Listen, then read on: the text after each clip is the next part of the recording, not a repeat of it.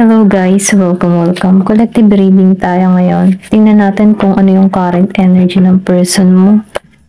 Be open-minded po, hindi po halos lahat makaka-resonate, kaya piliin nyo na lamang. And thank you nga po pala sa mga nag-subscribe at sa mga bumabalik. Welcome po tayo. Start na ako. Ano yung current energy ng person mo, okay? Excuse me po. Ano yung current energy ng person mo?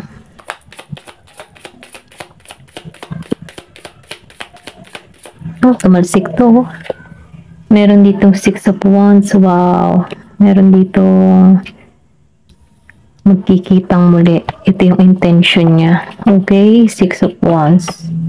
Give me more information. Anong intention ng person mo? Meron ditong 6 of Pentacles. Okay. Give me more information. Anong intention ng person mo sa'yo? Meron ka ditong 3 of Wands.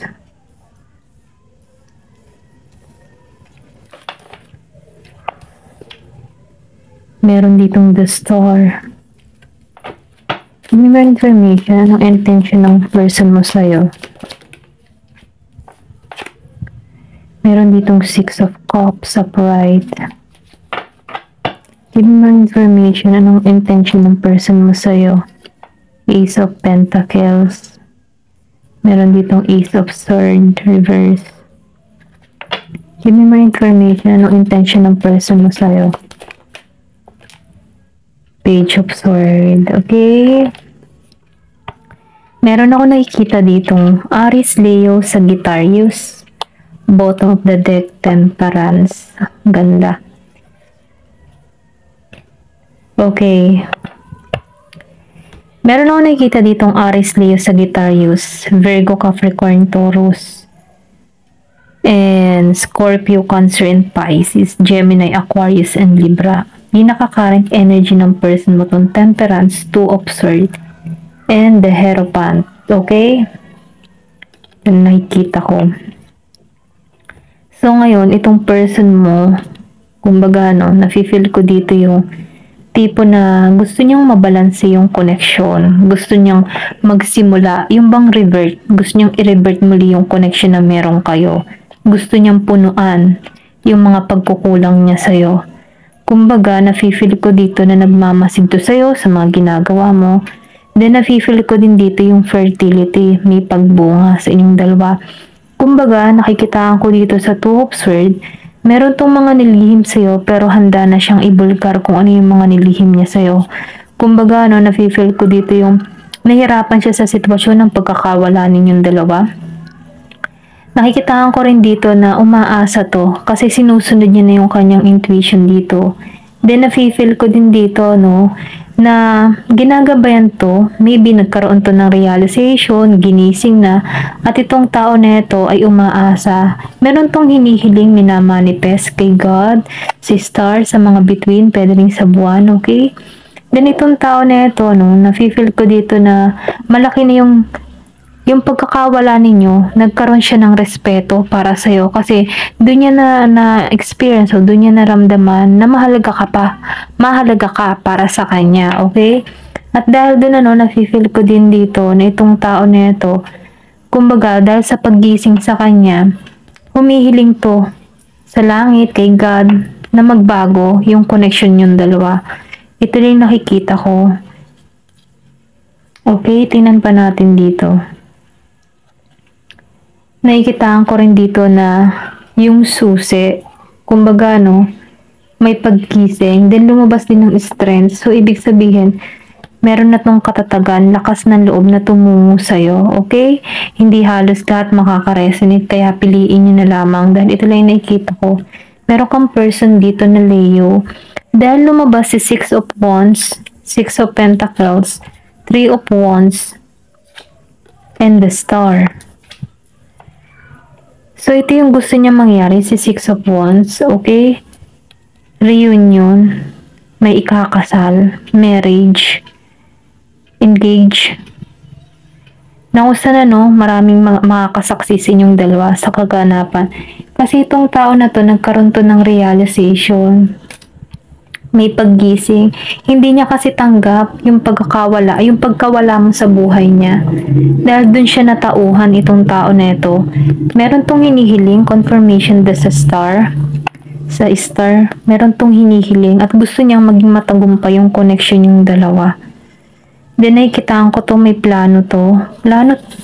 Plano na pakasalan ka or pwede rin sabihin bigyan ka ng singsing neto. Kumbaga gusto nitong maging balanse yung communication nyo, yung pagsasama nyo.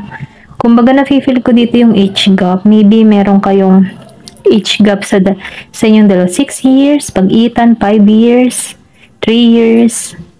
Okay, ito lang yung nakikita ko. Madalas nung makita ang 666. Then nafe-feel ko dito yung balance sa inyong dalawa. Nakikitaan ko rin dito na pagtutuunan ka na nito ng pansin. Kung before, hindi kanya pinagtutuunan, hindi kanya binibigyan ng atensyon. Kasi nakikitaan ko tong tao na ito, nakapokus siya sa ibang direction before. Then nafe-feel ko dito yung handa. Handa na siya. May travel na magaganap dito. Kumbaga itong tao na ito, may pag-alis or pwede ni sabihin puntahan ka na ito. At ito lang yung gusto niya mangyari, maging matagumpay ang connection yung dalawa. Hanggang sa humantong sa kasalan. Okay? Gusto niyang bumawi, gusto niyang bigyan ka ng offer. Gusto niyang, alam mo yung tipo na kung dati, ang damot-damot niya para sa'yo ngayon, gusto niya ikaw bigyan. Busugin. Ito lang nakikita ko dito. Okay, tinan pa natin. Meron ditong magandang magaganap. May magandang pangyayari na naghihintay. Na kung sana no magiging kayong masaya dito. Kung umaasa ka pa rin sa person mo, ito yung intention niya sa'yo. Okay? Or pwede rin sabihin hinihiling mo ito na mangyari at maganap sa buhay mo. At ito na nga yung patungo sa'yo.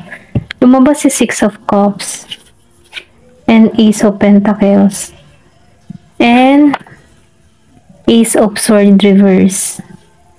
Then Page of Swords. Nafe-feel ko talaga dito yung yung age gap yung dalawa. May pagka-childish ka or pwede rin sabihin yung person mo. May pagka-pure innocent. Then malakas din yung charisma. Pwedeng ikaw, pwedeng yung person mo. Na kung saan itong tao na to, handa ka talagang ipaglaban. Kung before hindi niya kaya or sabihin natin na meron pa siyang mas inuna kaysa sa'yo. Pero ngayon itong tao na to, tutungo siya. Kaya lang itong tao na to, medyo yung pang-isipan nito Pwedeng ikaw ang mayroong pagka-page of sword ng pagkayang. Mas nakatuon ka ngayon sa happily single, ganun. Mas pinapriority mo yung pagiging mong single. Pero ganun pa man, itong tao mo, gusto nito yung paglago sa connection nyo. Gusto kanyang operan. Kumbaga before hindi kanya nabuhusan ng atensyon, ito yung gusto niya mangyari, si Ace of Pentacles. Gusto niya magtagumpay yung connection, gusto niyang operan ka, gusto niyang maging maayos ang connection, gusto niya magbunga. Okay? Kasi nakikitaan ka ng person neto na nasa maayos kang kalagayan. Pwede rin sabihin mas nakatuon ka ngayon sa sarili mo. Then nafe-feel ko din dito na may nag-iisip sa'yo. Hindi ka mawala sa isip ng tao neto. Naaalala niya yung bawat sandali na magkasama kayo. Pwede rin sabihin tinitingnan-tingnan nito ng larawan mo. Pwede social media sa Facebook, Instagram, TikTok. Na kung saan itong tao nito nakamasid sa'yo. Pwedeng ini-stalk ka neto. Okay? Or sabihin natin na inaalala niya yung mga masasayang sandali na magkasama kayo. Ganon, ito yung gusto niyang mangyari. Maging okay ang lahat. Ayan. Ito lang yung nakikita ko dito. Tingnan pa natin kung ano yung nararamdaman dito sa card na to.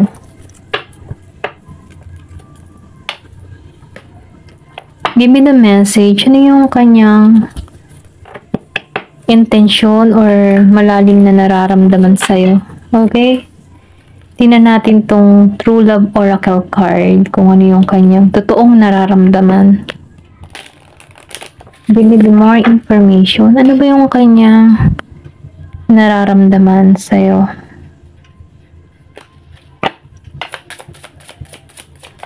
Totoo niyang nararamdaman yan. Totoo niyang Ulit-ulit ako, pasensya na. Ito yung lumabas ng connection. So, ito yung gusto niya mangyari. Ma-reconnect kayong dalawa. Maybe meron kang naririnig na musika na parang tutugma sa kwento nyo. Or parang may mensahe yung musika na ipinaparating sa'yo. Kung nakakarinig ka ng mga musika na something na nagbibigay tanaw yan, nagbibigay ng alaala sa connection yung dalawa. Ito, meron siyang pinapahiwatig or meron siyang pinararating sa'yo through music yan. Then, nakikitaan ko din dito, gusto nitong magkaayos kayo. Yung nararamdaman ng tao nito, romantic, passion, okay? Meron tong mensahe or magme-message to sa'yo. Gusto nitong bumawi. Ito lang yung nafe-feel ko. O pwede rin sabihin, gusto ka nitong makadate na kayong dalawa lang talaga. Okay? Tingnan pa natin. Yung pang may kapanatagan, may harmony sa inyong dalawa. Pasensya na kung may naririnig kayong aso. Tahol ng aso. Give me more information. Deadmahin nyo na lang. Yan. Tingnan natin kung ano pa yung totoo niyang nararamdaman. Diba? Kasasabi ko kanina dating. Lumabas ang dating. Gusto ko niyang i-date. Gusto ko niyang ilabas. Gusto niyang iparamdam sa yung pagmamahal niya na hindi niya nagawa before. Gusto nito magbunga. Or pwede rin sabihin, kung meron sa inyong pangyayari, susuyuin ka ng tao nito, okay? Gusto ka niya ulit ligawan. Ayun. Or gusto niyang ipahayag yung totoo niyang nararamdaman. Gusto niya ng paglago. Revert sa connection nyo. Meron ditong pinanganak ng 6 or 8. And 8. Give me more information. Ano pa yung kanyang totoong nararamdaman sa'yo?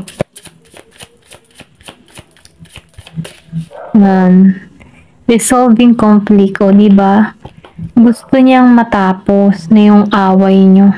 Gusto niyang ma-resolve na yung mga nangyari sa inyo. Meron ditong babae na gusto makipagkasundo sa'yo.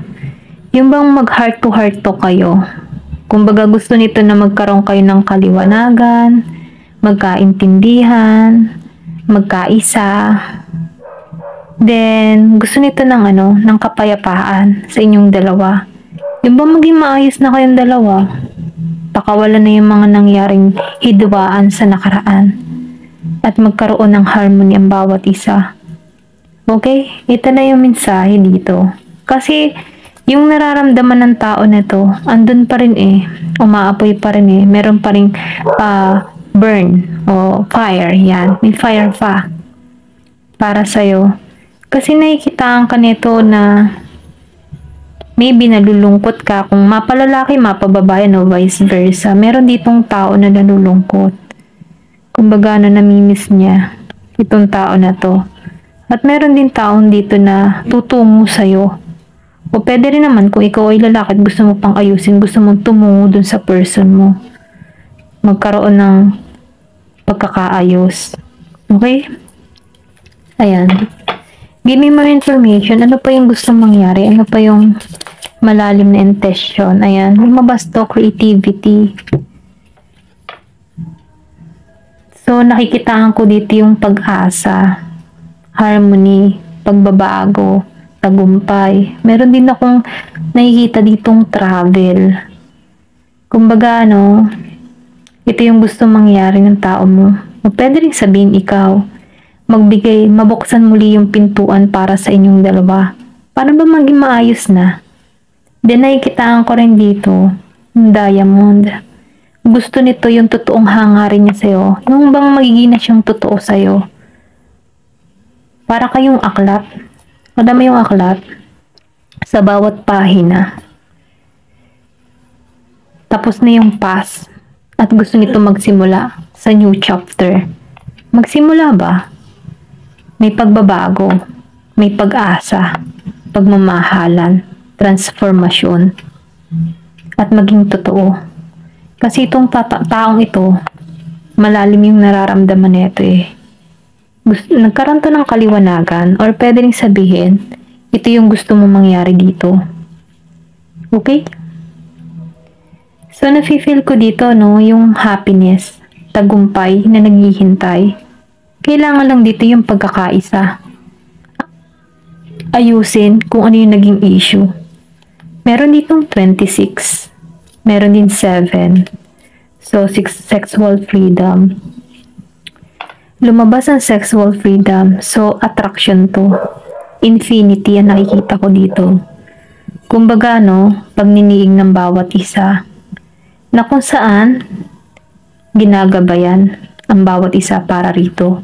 Kasi once na meron ka pa rin nararamdaman na passion sa person mo, then bigla ka rin naalala mo tong tao na ito, andun pa rin yung yung nararamdaman ng bawat isa. Na kung saan nakikitahan ko dito yung transformation, renewal. Then nakikitahan ko rin dito na may magbubuntis, fertility. Meron ditong isisilang or sabihin natin isisilang muli yung connection yung dalawa. Na kung saan na may lalim na. May mas malalim na connection. Kasi meron pa rin ditong passion. Hindi lang basta sexual or sex or something na gano'n Iba kasi yung sex sa love making ganyan. Okay? Iba yon kasi iba yung lust sa love. Magkaiba din yun. Pero pareho sila nag-start sa L. Yun nga lang, ang lust, kalibugan lang, no? Ang love, andun yung love. Talagang pure. Yan. So, ito yung nararamdaman nito. Gusto na nito maging pure. Yan. Dahil may heart dito. Renewal, transformation, pagbabago. Ginagabay ng bawat isa. Kasi gusto nitong matapos na yung conflict. At mag-create na kayo ng panibagong simula. Na kung saan andun pa rin yung alab ng nararamdaman ng bawat isa. Hindi halos lahat makaka-resonate, okay? Piliin nyo na lamang kung ganito yung nararamdaman nyo. Maturity. Kasi dumating na dito yung point na matured. Nagmamatured na kayo sa bawat isa. Yung naramdaman nyo before, andun pa kayo sa maybe explore. Nag-explore pa kayo, new experience. Pero na-experience nyo na yung mga bagay-bagay na yan. Naumay na, okay? So, ngayon dito pumapasok na yung maturity, understanding, companion, empathy. So, nafe-feel ko din dito sa maturity. Dahil sa pagkakalayo-layo nyo ng bawat isa, may lumago ka, lumago din yung person mo. Dahil doon, ginabayan ka dito. May dahilan kung bakit kayo nagkalayo. Para matuto ka, para maliwanagan ka, at para mas lalo kang lumago individual. Pero nakikita ko dito, dahil meron ditong gustong makipag-ayos, dahil nararamdaman pa rin niya na ikaw talaga para sa kanya. Kasi lumabas ang infinity. Infinity symbol. So, eternal yon, walang hanggan. Then ikaw, nagkaroon ka dito ng pag-asa. Okay? Sa pag-iisa mo, sa pagkakalayo-layo ng bawat isa, mas lalo kang lumalago. Kasi naiintindihan mo nagkakaroon ka ng kaliwanagan. Nagmamatured ka. Hindi dahil sa pag-iisa mo ay para masaktan ka, meron dahilan yun kung bakit. Para ikaw ay maging matured. Para maunawaan mo na yung sitwasyon mo. Kasi ginagabayan ka para rito. Okay? Maybe meron ka dito mga sinusulat. Meron kang hinihiling, may minamanifest ka. Ayun, ito lang yung nakikita ko dito. Meron ditong 23 years old, 30, or pwede rin pinanganak ka ng 23, 30, 7, 26, 8, and 6. Ayan. Piliin nyo na lamang. Okay? Ayan, hanggang dito na lamang po. Thank you for watching and love and peace.